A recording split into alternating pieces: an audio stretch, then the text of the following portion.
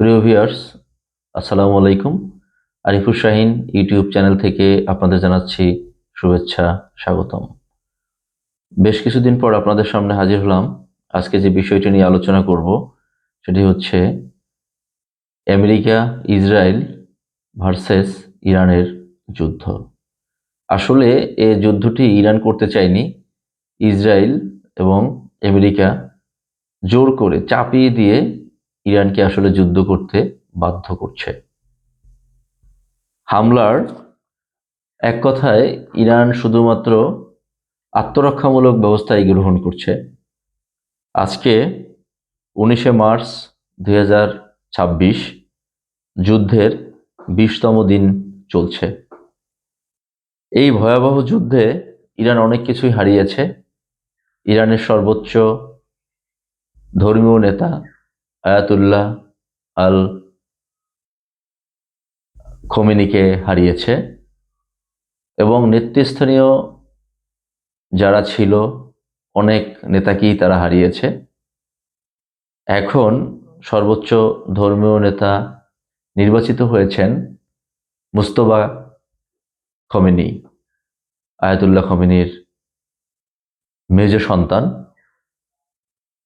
যুদ্ধ সবসময় ভয়াবহতা ডেকে নিয়ে আসে, ব্যাপক ধ্বংসযজ্ঞ এবং ক্ষতি নিয়ে আসে, এবং এই যুদ্ধের প্রভাব শুধুমাত্র যে রাষ্ট্র দুটির মধ্যে যুদ্ধ সংঘটিত হয় সেই রাষ্ট্র দুটি কেবলমাত্র ভোগ করে না।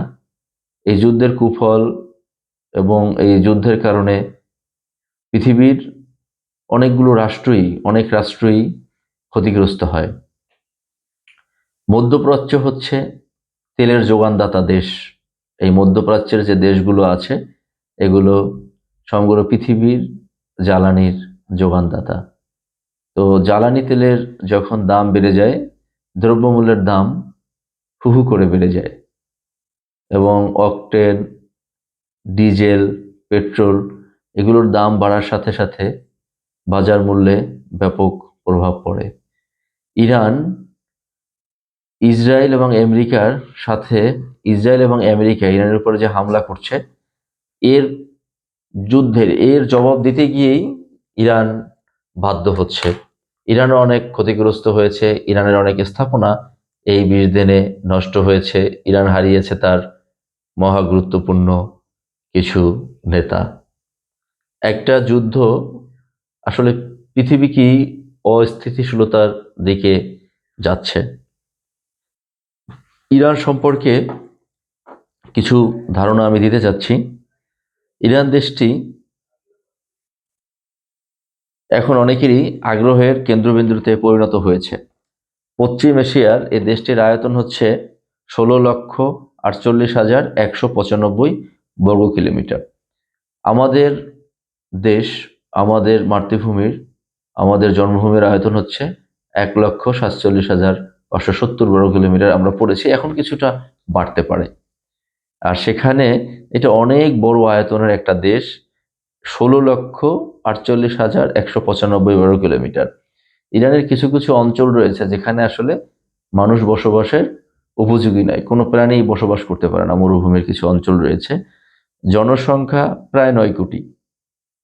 এর ভাষা হচ্ছে ফার্সি। 1935 সাল থেকে এই ভূখণ্ডটি ইরান নামে পরিচিত।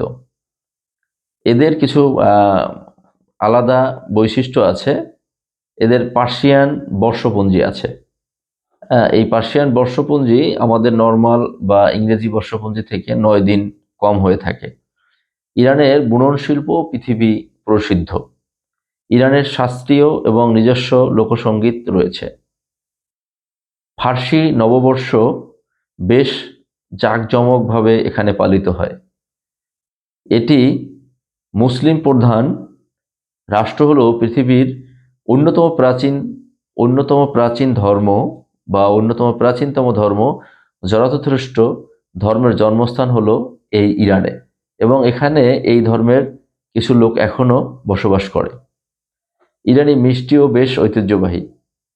এখানে ইউনেস্কো তালিকাভুক্ত বেশ কিছু ঐতিহ্যবাহী স্থানও রয়েছে, যার মধ্যে পার্সোপালিস নামে একটি প্রাচীন শহর এবং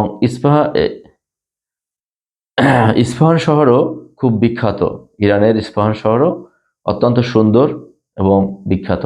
ইরানের রাজধানী হলো তেহরান। তো ইরান হচ্ছে শিয়া প্রধান। আমাদের মুসলিম শিয়া এবং সুন্নি যে শাখা রয়েছে, তো এটা হচ্ছে শিয়া প্রধান মুসলিম অধ্যুষিত অঞ্চল হচ্ছে ইরান। এখানে যে মুসলমানরা আছে, এখানে যে শিয়া এবং সুন্নি যে দুটো ভাগে ভাগ রয়েছে, এটা হচ্ছে শিয়া প্রধান মুসলমান। তো ইরান বিগত বছরগুলোতে আমেরিকার বেশ কিছু নিষেধাজ্ঞার মধ্যেও নিজেদের সক্ষমতার বেশ পরিচয় দিচ্ছে। তারা যে মিসাইল, তারা যে জবাব দিচ্ছে, ইরান যে জবাব দিচ্ছে ইসরায়েল এবং আমেরিকার হামলার উপরে, মানে উত্তরের প্রতি উত্তর, তারা যে প্রতিরোধ ব্যবস্থা গড়ে তুলেছে বেশ চমকপ্রদ। এইটা আসলেই ভাবনা এবং চিন্তার বিষয়। বর্তমান এই বিশ্বে আমেরিকা এবং ইসরায়েল, আমেরিকা তো বিশ্বব্রল, আসলে তাদের আক্রমণ প্রতিহত করার মতো শক্তি এবং সামর্থ্য পৃথিবীর অনেক দেশেরই নেই, অনেক শক্তিশালী দেশেরও নেই। তো সেক্ষেত্রে ইরান যে দুর্বার প্রতিরোধ ব্যবস্থা গড়ে তুলছে, এটা অবশ্যই ভূয়সী প্রশংসার দাবিদার। কিন্তু আমেরিকা তো অনেক আগানো প্রযুক্তিতে, সেক্ষেত্রে ইরান কতদিন এই যুদ্ধে টিকে, কতদিন এই যুদ্ধ চালাতে সক্ষম, এটা আসলেই চিন্তা ভাবনার বিষয়।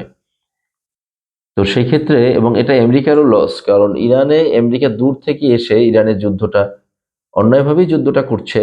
তো আমেরিকারও প্রতিনিয়ত লস হচ্ছে, ক্ষতি হচ্ছে। তো ইরানেরও ক্ষতি হচ্ছে। ইসরায়েল আসলেই মধ্যপ্রাচ্যের একটা বিস্ফোরা। তো এই যুদ্ধ যদি খুব বেশি দীর্ঘায়িত হয়, তাহলে বিশ্বে জ্বালানি তেলের দাম হু হু করে বেড়ে যাবে। অবাক করার বিষয় হচ্ছে যে ইরান রাষ্ট্রে আমেরিকা যে হামলা করে, সেক্ষেত্রে মধ্যপ্রাচ্যের মুসলিম প্রধান দেশগুলোর বিমান ঘাঁটি ব্যবহার করে। সৌদি আরব, আরব আমিরাত, তারপরে জর্ডান, কাতার, এই সব দেশের যে আমেরিকান যে ঘাঁটি আছে, সেই ঘাঁটিগুলো ব্যবহার করেই কিন্তু ইরানে হামলা করে মার্কিন যুক্তরাষ্ট্র বা আমেরিকা। তো ইরানও বেশ ব্যাপক প্রতিরোধ ব্যবস্থা এবার গড়ে তুলেছে এবং আমেরিকান ঘাঁটিগুলোর উপরে তারা মুহুর্মুহুর আক্রমণ করেছে। তাতে কিছু কিছু ঘাঁটি বেশ কিছু ক্ষতিগ্রস্ত হয়েছে এবং তারা ইসরায়েলের উপরেও হামলা করতে সক্ষম হয়েছে। ইসরায়েল পৃথিবীব্যাপী তাদের যে আয়রন ডোম রয়েছে, তার যে গর্ব করত, সেই গর্বটাও ইরান ভেঙে চুরে তছনছ করে দিয়েছে। আমরা বাংলাদেশে যারা আছি, যে মুসলিম বিশ্ব বা যে মুসলমানরা আছি, এরা সবসময় ইরানের আহ, আমাদের যে মতামত সে যে ইরান যুদ্ধে জিতুক, এটাই এদেশের মানুষের মনস্কামনা। বাট শক্তিশালী দেশ হচ্ছে আমেরিকা, মার্কিন যুক্তরাষ্ট্র, তাদের যে মরণাস্ত্র সেটা অনেক শক্তিশালী। তো তার মধ্যেও 20 দিন যে ইরান যুদ্ধ চালিয়ে যাচ্ছে এবং তারা যে প্রতিরোধ ব্যবস্থা গড়ে তুলেছে দুর্বার, এবং তারা প্রতি আক্রমণও করতে পারছে, এটাই হচ্ছে ইরানের আগানের যে একটা মাধ্যম, একটা স্মারক, একটা চিহ্ন। এটা অবশ্যই আমাদের কাছে অনেক গর্বের বিষয়। তো সেক্ষেত্রে এই যুদ্ধটা আর বেশি দিন কন্টিনিউ করা মনে হয় কোনো দেশই করতে পারবে না, কারণ দু দেশেরই ভয়াবহ ক্ষতি হচ্ছে ডে বাই ডে, এবং পৃথিবীর অধিকাংশ দেশই এই ক্ষতির মধ্যে চলে যাচ্ছে। তো সেই ক্ষেত্রে যুদ্ধ থামুক, এটাই আমাদের প্রত্যাশা। ইরান তার ক্ষতি পুষিয়ে উঠুক। তবে মার্কিন যুক্তরাষ্ট্রের যে আগ্রাসী মনোভাব, এই আগ্রাসী মনোভাব যদি চলমান থাকে, তাহলে বিশ্ব শান্তি আসলে প্রত্যাশা করা দুরূহ। তারাই বিশ্ব শান্তির অগ্রদূত বলে নিজেদেরকে জাহির করতে চায়, আবার তারাই অন্য দেশগুলোর উপরে, নিরীহ দেশগুলোর উপরে আক্রমণ করে এবং বিভিন্ন সময়ে বা অতি সূক্ষ্মভাবে আহ, বিভিন্ন ধরনের শান্তিকামী, কিন্তু শান্তি আহ, স- আসলে কামনা করেও আমার মনে হচ্ছে যে শান্তি নষ্ট করে। তো যারা আমার এই এপিসোডটি দেখেছেন, এই যুদ্ধটি হয়তো 2-4 দিনের মধ্যেই শেষ হয়ে যাক, এই প্রত্যাশা। আর মুসলমানদেরও বোঝা উচিত যে আমরা শিয়া সুন্নি এই বিভেদ না করে আজকে ইরানের উপরে হামলা হচ্ছে, সেখানে সৌদি আরব, কাতার, আরব আমিরাত তাদের ঘাঁটিগুলো ব্যবহার করতে দিচ্ছে, জর্ডান। তো আসলে এইটা কোন ধরনের মানসিকতা? আমরা শিয়া সুন্নি বিভেদ ভুলে মুসলিম বিশ্বেরও এক হওয়া দরকার, যাতে অন্য কেউ চাইলেই আমেরিকার মতো দেশ খুব ইচ্ছা করলেই যেন হামলা করতে না পারে। সবার উচিত মুসলিম বিশ্বের